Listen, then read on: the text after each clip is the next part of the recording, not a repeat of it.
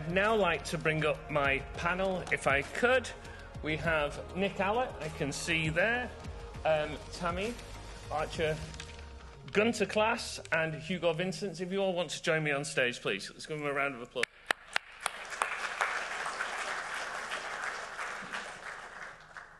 So, let's see. We should all have microphones here. Good. Okay. Wow. Okay, that's given us some food for thought, I think.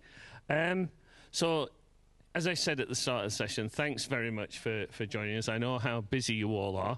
We've got a couple of microphones there, if you can share them between each pair, please.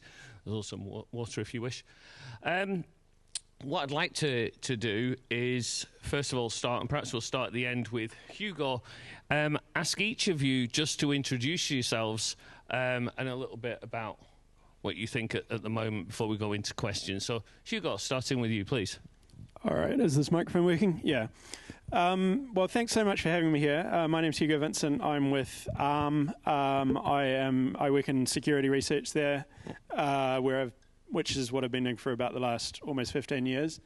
In terms of what I see as the big challenges for the future, I guess, or the world ahead. Do you want to just start with introducing yourself first? We'll come to the question. Yeah, sorry. So just tell a little bit about your background so that we've got some context, because what's really great is we've got somebody from a technology provider, chief information security officer, etc. So please.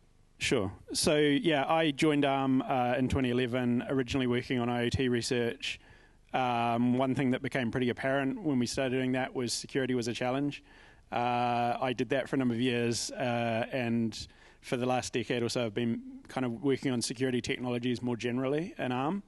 My role now is looking after one of our research teams that is tasked with understanding what the world looks like 10 years from now in terms of ARM products and technologies and what the semiconductor industry looks like. So, yeah. Thanks so much, Hugo. Tammy. Thank you. So, I'm a practitioner. I've spent 25 plus years in technology. I'm an electronics engineer by trade. Started out in the Royal Navy as one of the first female engineers, and worked all the way through from defense, research, Foreign Commonwealth Office, banking, automotive. So I've generally been right across the whole industries, and I've been a CISO in many different departments and or larger organizations. So I'm coming at it from a usability perspective. Thanks, Tammy. Gunter. Is it on? Yeah. Yeah, my name is Gunter Klaas. I'm working for Vodafone Group here in the UK. And I was fortunate insofar because over many years I was working on rather forward-looking topics. And over the last couple of years, I was working on AI and quantum computing and quantum safety, you know, asking the big questions. What does it mean actually for a company like Vodafone, right? So that's my background. Thank you. And Dr. Nick? All right, when you say that. So yeah, I'm Nick Allott. I'm CEO of NquiringMinds. I've been doing AI now practically for 35 years. I did a degree and a PhD. My first job was working for a neural network company. Various jobs since then. I was engineering director for Motorola, looking after their voice recognition and voice agent platforms. Some startups that were acquired in the US. And then I've been CTO of both some corporate mobile joint venture and mobile standards organizations. And for the past 15 years, I've been running NquiringMinds, which is placed, as you can expect, on the nexus between AI and security. Thank you. Thank you all for joining us. So now we'll go to that first question, and we'll come along the line once more, and then we'll mix it up a little bit later on. But we've just had a great presentation from Dex, looking back and thinking a little bit at high level about some of the key issues. But from your experience, and that's why I wanted the introduction, so we all knew the perspectives that you were coming from, how do you see the landscape the risk landscape changing in the next 10 years, positively and negatively? My views are that, I guess, broadly similar to what Dex said, but with perhaps longer time constants. So the thing I'm worried most about in terms of the risks 10 years from now is I think the world is going to be, what we're already seeing today is the pace is quickening by the day, right? The types of tools and technologies that Dex talked about, we're already seeing that manifest in much shorter time to market for all kinds of products, for all kinds of software. We're seeing much more use of automation in the process of writing code and designing systems and so forth. And I hate to say it, but probably in a lot of parts of the world, we're seeing less kind of supervision of that technology. We're seeing people using coding assistants and so forth, and then basically shipping that code without maybe having fully understood it. So I think the world looks more chaotic 10 years from now.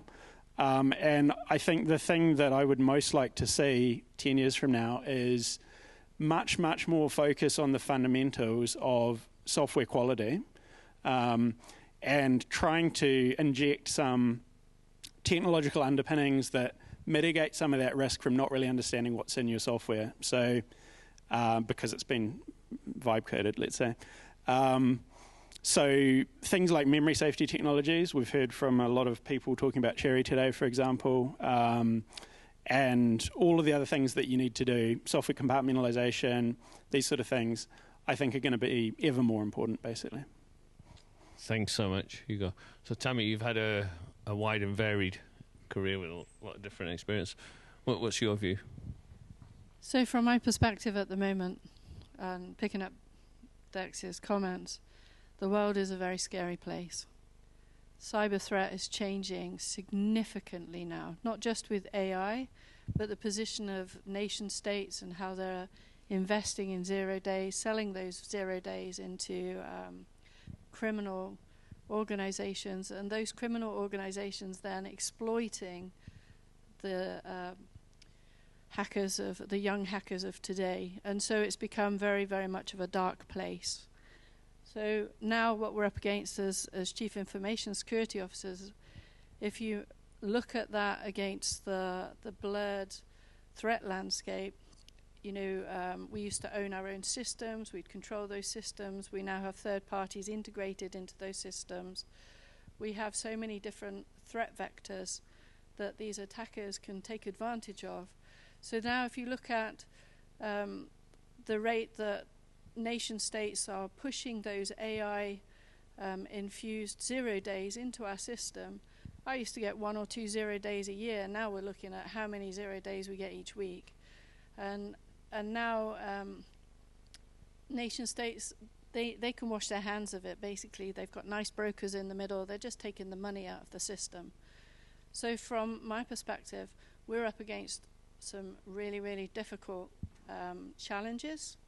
So it's very difficult to protect everything in our ecosystems now that we have. The edge is so blurred. So at the moment I work in automotive, and I have worked across the whole defense, and I can imagine what their challenges are. But if I look at automotive, you've got the IoT, you've got OT, you've got connected vehicles, and very soon in the future you're going to have connected power. So as we talked about automotive, automatically driving cars, you have got to protect the data in that system all the way through that ecosystem. And there are so many fragile parts in that system that we just don't know how to protect those. We don't have the products to protect those. We tend to look at protecting things in segments, but actually we need our own AI systems now to be able to come up with the answers. And so I think it's speed of light technology. If we're going to be attacked by AIs, we need AIs to defend ourselves now. Yeah, and I think that's an important point about how we do that, and perhaps we'll discuss that a little bit later. But certainly this issue about how complex the systems are and changing. I think we'll talk about, but also whose responsibility is in the vehicle space. You know, many different people own different parts, and many people can influence. So I think some great points there. Gunther, from your point of view, what do you see? So Tammy was talking a little bit about from the automotive perspective. So I'm looking at this, you know, the next 10 years more or less through the lens of a telecommunications service provider, right? And but I still have the talk from Dex in my mind, and I have to. I agree with you. Let's say from a helicopter point of view, I'm quite a bit scared about what the future holds. From an engineer's point of view, I'm very excited. And maybe that's how we rescue ourselves and keep our mental health. What I see happening over the next 10 years when it comes to our industry, I think we will witness enormous advances in AI, but equally also in quantum technologies. And then when you think about telecommunications, okay, it will, I think, heavily transform it, and it will have significant implications on cybersecurity. So for instance, just to mention a few words regarding the future. By the way, the future is not linear, as Dex was saying as well, and it's also not predictable. So whatever we say, it might turn out to be very different. But what I see is I see kind of two major themes which are really influential. So one is that the telecom systems will go more towards being AI-driven, right? And we already talk about closed-loop automation. We talk about partial autonomy and so on. But if I think about 10 years into the future, you know, we will possibly have near autonomous telco systems which run on their own, which manage themselves, which optimize themselves. And much of that, I think, is also influenced by this whole topic of agentic AI.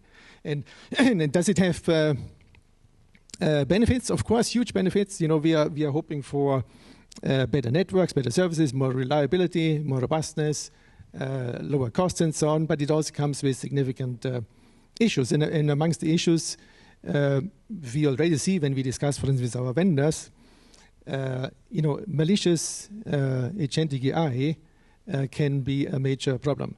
And then we have, in the next couple of years, I think we have to think about how we mitigate this and how we manage this. And I think you have, Nick, you have a number of ideas how this can happen, including whatever, giving agents an identity, as I have a passport, whatever, and fine-grained permissions and so on. So there's a whole list of things which can be done from top level, where it's about people and processes, to the bottom level, where I think today we talked about memory safe programming and secure hardware, right? And then just a word regarding quantum. My expectation is that we will face, not only the telecoms industry, we will face a massive disruption around 2030 or maybe 35, in the sense that when quantum computers become available, they are supposed to break asymmetric cryptography, which, if we don't do anything about this as a world, will be absolutely catastrophic. And for that reason, people have recognized this, so everybody's moving towards what is called quantum safety. And we can do this through different means. We can do this through quantum robust cryptography, which is kind of called PQC, or post-quantum cryptography. And through other kind of fancy tech like quantum key distribution, which is similar. But what I also think is we can leverage all the good things which come from AI and agentic AI for helping here with quantum safety. For instance, automatically creating cryptographic inventories with the help of AI, doing risk assessments with the help of AI. So a long list can be absolutely automated and assisted with the AI. Super. And about that, creating that list, I know, Nick, you've done some work and can delve into it a bit deeper. But one thing I just do want to touch on, of course, we've talked about quantum computing today. Quantum computing will not make every single problem, every single algorithm that took exponential time into linear time. Of course, it needs the algorithms underneath. And you mentioned post-quantum cryptography, and that's because there are algorithms like Shor's algorithm and Grover's algorithm that can find keys much quicker, but we need the algorithms, and it'll be interesting to see how AI might provide those algorithms, right, at the moment. But it's important to say that while there is this architecture and this physical phenomenon, it does still need some algorithms to run it. But Nick, on that sort of these lists, perhaps bills of materials that we've heard about, I know you've worked on a lot, but also about identity. Do you want to tell us a little bit about that? Yeah, before I get there, we've been talking a lot about things moving really, really fast. Can't remind people things sometimes run really, really slow as well. If you remember Richard's talk earlier about device identity, he made the point, and the X509 certificates haven't moved on for 37 years. So yeah, so stuff's going to move fast, but some bits, we're going to be catching up for quite a while. But with that in mind, in terms of, to some extent, following what Gunther says, what both excites me and frightens me, I suppose, what is now broadly called agentic AI. I'm not entirely sure what that means. I think it's a bit more blurred than that, but I think the AI boundary between sort of like normal systems and people is becoming a little bit confused and will become more permeable. But this isn't really 10 years ahead. This is now. So when you take little sort of like AI things as you do with GPT and you combine them with tools, what's actually happening behind the scenes is, one, you've now got a dynamic programming environment. I don't know how many people are used to doing dynamic programming. It's great, it's exciting, but it's very, very difficult to secure and protect. Secondly, you've got a prompt injection method that's almost impossible to detect. It's not like SQL injection or JavaScript injection. The prompt injection is just text that you normally use. There's no perfect way of saying what prompt injection is. Thirdly, you're calling external tools, and you often don't know what tools they are calling. That's on the existing systems they are using. You put those three things together, so then you've basically got a nested, complex chain of things where you're not entirely sure what's going on. You're not entirely sure what tools it's going to be calling. And it's behaving totally dynamically. It's great, it can do some really cool things, but it's quite hard to secure. Anyway, so that's a nice challenge, something interesting to munch on. And then I think another tack in the same vein is coming back to the issue of identity. So we can look at identities through a lot of different lenses. I actually see S-bombs as a form of identity in terms of its dependency. But let's look very narrowly and specifically on people, and look at the interaction, the interface between identities of people and AI systems. I can see two major effectors. One, our current systems, how does the authentication work well with really strong deepfakes? I mean, our entire authentication system is pseudo-broken. There's a reason Sam Altman has invested in all of these fancy biometric systems. He can see the things coming because he's building it behind the scenes. So that's one side of the human identity AI problem. The other one, which I think is profoundly impactful, especially at an economic level, is delegation. All of these AI systems and these AI agent systems, to work usefully, you're giving them either implicit or explicit delegated authority, whether it's looking at your email, looking in your files, or going and buying something. I mean, that's great. It's really useful, but it's also quite frightening as well. I think that's a great point about delegated authority. I think I wrote a paper on that about 8 years ago about IoT worlds, funny enough, and some of the issue with smart environments. So it's interesting how pertinent it is today. But you mentioned humans there, and I think it's quite interesting. Of course, deepfakes is a big problem. But I'd like to think of something else around humans. We listened to Dex, and it was interesting to talk about this compression of jobs. And, it really makes me think something that I've been looking at for around 5 years now, which is human AI teaming. And it really makes me think, because when I speak a lot to financial sector, for example. I said, well, if you really want to accelerate, it's all about how do you integrate AI. Don't just dump it and that's all of it done. But I just wonder what you all think about. We've talked many times before, probably on this stage and others, about humans being the weakest link in cybersecurity. We're here talking about the future of cybersecurity. What kind of role do you think the human will have, positive or negative? Any comments, any of you, sir? Whoever wants to start.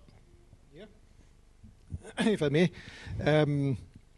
By the way, so one role, human. I'm a human.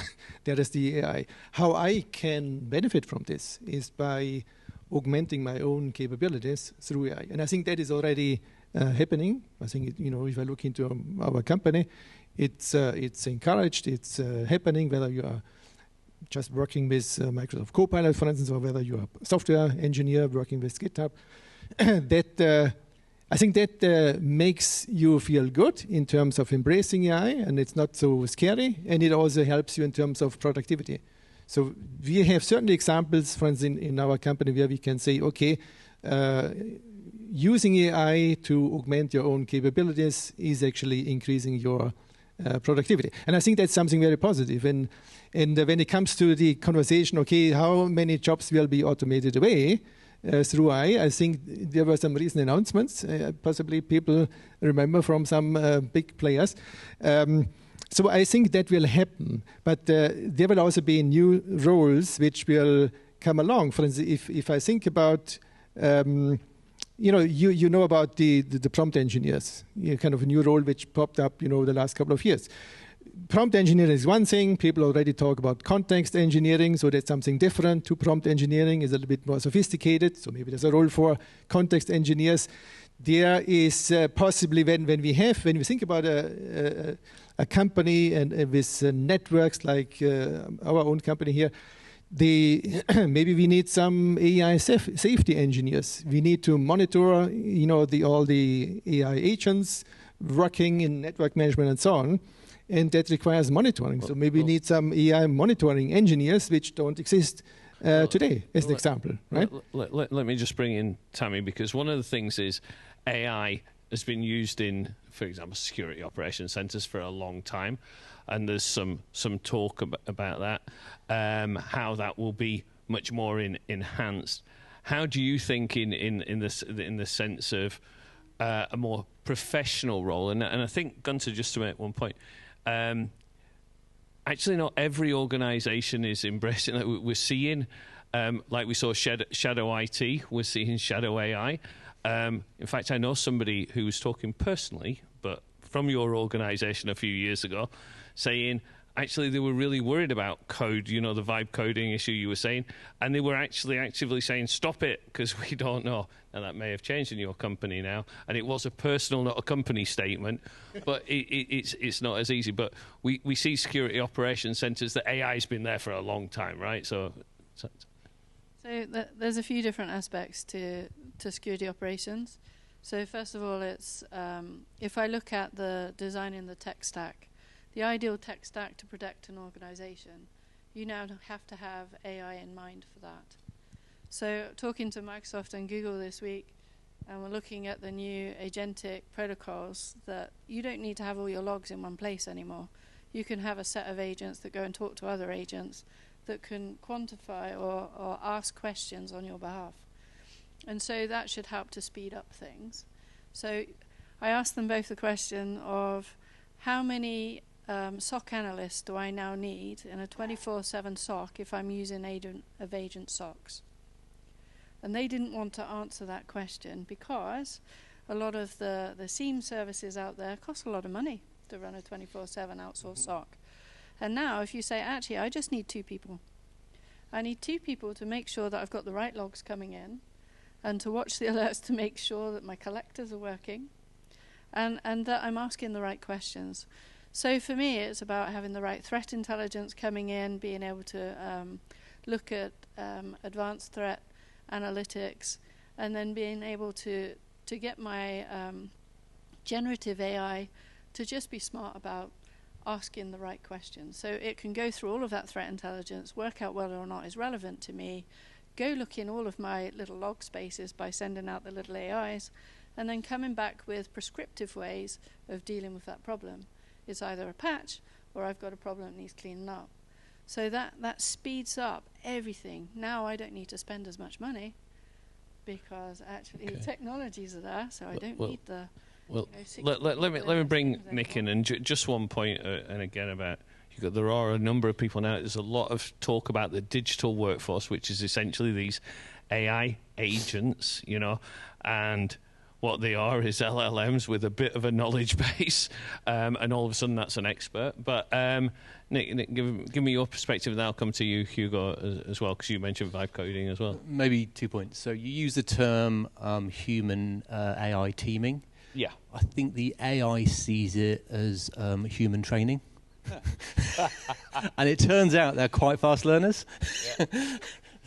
So most of those systems, when you see it in play, and usually when there's a human in the loop, it's there to nudge but also train. That's really what it's there for.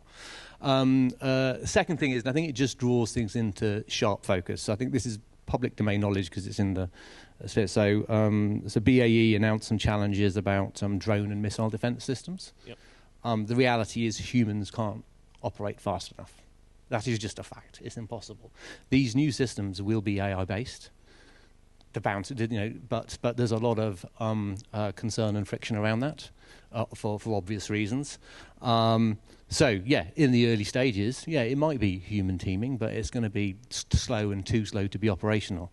There's a clear objective there, and that's to get these systems operating fast enough and reliably enough such that they can deal with the threat at the speed that is coming in. And I think it's useful to keep these things in mind, because certainly when we talk about sort of like the problem of tie bomb and issuing systems, when you're talking about small enterprise systems or searches, you think, oh, so what? It doesn't really matter, right? But when you talk about a military defense system, you really need to know what's in that box. It's an interesting point. Haste versus speed, I think, is an interesting thing, because sometimes consideration can be important. But if you go on this. Can I pick up on just a couple of points that have come up in the last few minutes? So one, I think, Nick, you mentioned the challenges of deepfakes and biometric authentication and stuff like that. I just wanted to give a shout out to some work I was involved in a few years ago. It was really kicked off by Microsoft and Adobe. It's an initiative called content-authenticity.org and a standard called C2PA, which I had the privilege of being on the steering committee for the first 2 years of. It's about embedding metadata in content to say where it's come from.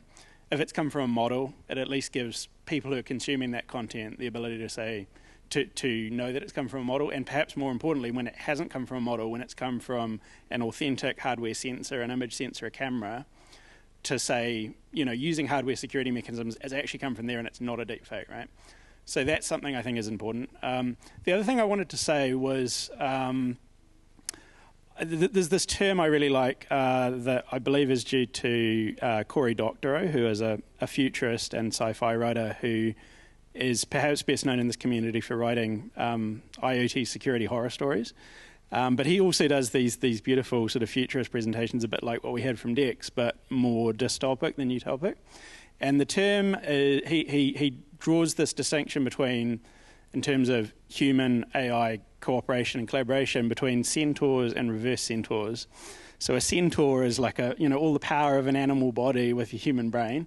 A reverse centaur is the opposite. And he talks about, some of these contexts where AI is being used in like a logistics warehouse for like when you order stuff online, where you have a human basically serving as a humanoid robot. They get instructions on a VR headset or an AR headset of like, go reach that thing up there and put it in this box. You kind of got the worst of both worlds. And I think that at least if you happen to have the misfortune of working in that job, there's an interesting kind of analogy there to AI coding, vibe coding, code review. And I imagine a lot of people here are involved in code review for, code their colleagues have written and stuff like that. And one of the things, there's the danger that we want to avoid of becoming that reverse centaur, right? It's when you have an LLM write code, it is almost by definition incredibly plausible looking code, right? It looks very statistically plausible. It's really hard to spot the errors in it. And putting a human in charge of reviewing that has the potential of being that reverse centaur, right? Now, you can flip that around and you can say, well, okay, if we've got AIs writing code, agents writing code, maybe we can have them review it as well. And there's been some good success stories there. But back to the point I made right at the start, if that's the future we're going to have, and it's actually in many cases it's already the present we have, I have the privilege of working in an R&D environment where we are encouraged to use all of the wild and wacky tools because we don't have to ship our code. we're using this stuff, right? We are building systems using the likes of Codex and Claude Code and OpenSpec and stuff like this, and we're using agentic tools to review code as well to try and spot security vulnerabilities in it, to try and make sure that common patterns aren't just appear over and over again. The problem, though, is, of course, so are the bad guys, right? And I think this relates to what you were saying, Tammy, as well. For every tool that's used by the good guy, and it sort of relates to this sort of statistics of what's in the training set as well. As the defender, I have to protect against every single vulnerability in a system. The attacker can take a more scattergun approach, right? And so they can use the automation from these coding assistant tools to take a vulnerability that's reported in one context and apply it to every other one on the internet, right? And that scares me. Okay, so we've had a lot of scare stories here. When Dex said or when I read out that Dex was a ghost writer, I didn't think there were horror stories, but there's clearly been a bit of a horror story here. So I'm going to give you each 30 seconds, if I may, to try and lighten before we have some nice drinks and canapes and wonderful discussion. What's the positive? We've heard touches of it, but I'd like us all to end on a positive about what the future holds, how we can harness these technologies. So we'll go along the line this way, so you've got less time to think, Nick, but you've got a bit more. But 30 seconds each, just on a positive note about how we can come together and use this technology. When everything's working well, it's less drudge.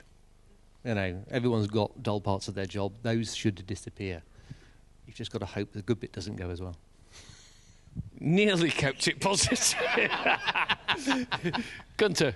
Yeah, if you look back in history, many things have come along, and you are not able to stop. We didn't stop the railways, and we didn't stop space exploration and so on. So this will happen, right? AI will happen, agentic AI will happen, possibly after the large language model, something else will come, so it drives us closer to AGI and so on.